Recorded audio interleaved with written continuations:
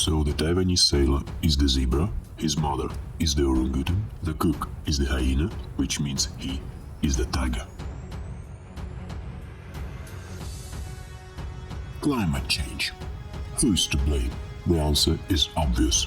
You, myself, all of us, human beings. In this chapter, we will provide you with some examples of how human activity influences our biosphere. First, we go a bit backwards in time, when right after discovery of Americas by Christopher Columbus in 1492 followed the conquest. According to some estimates, indigenous population was reduced by 90% during the next century. Yes, people are usually very kind and generous to each other. According to the study by scientists at University College of London, depopulation of Americas led to abundance of vast agricultural lands, which in its turn led to growth of vegetation there. Such growth reduced the average temperature to drop by 0.15 degrees Celsius by soaking up carbon dioxide from the atmosphere.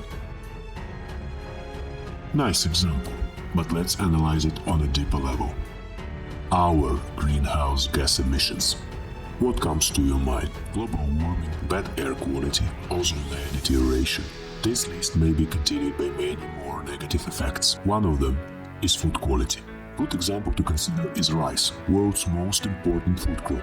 As per results of a major study published in Science Advance, rice is less nutritious when grown under the higher carbon dioxide concentrations. Its protein, iron, zinc, and some important B vitamins decline. It clearly shows that such reduction of rice quality may result in unprecedented human health effect related to anthropogenic climate change. In particular, it will affect poorer nations first.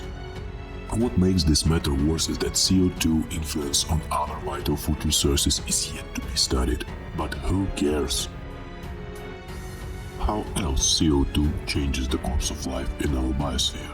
Let us remind you something. In 1997, clouds of smoke hung over the rainforests of Indonesia as an area was burned to make way for agriculture. Due to that, trees couldn't produce fruit, leaving resident fruit bats with no other option but to fly elsewhere in search of food, carrying with them a deadly disease.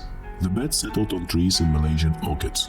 Pigs around them started to fall sick, presumably after eating fallen fruit the bats had nipped on, as did local pig farmers. By 1999, 105 people died from severe brain inflammation. It was the first known emergence of Nipah virus in people, which has since occurred all across Southeast Asia. It's one of many infectious diseases usually confined to wildlife that have spilled over to people in areas undergoing rapid forest clearing, which creates the conditions for a range of deadly pathogens, such as Nipah and Lassa viruses, and the parasites that cause malaria and Lyme disease to spread to people.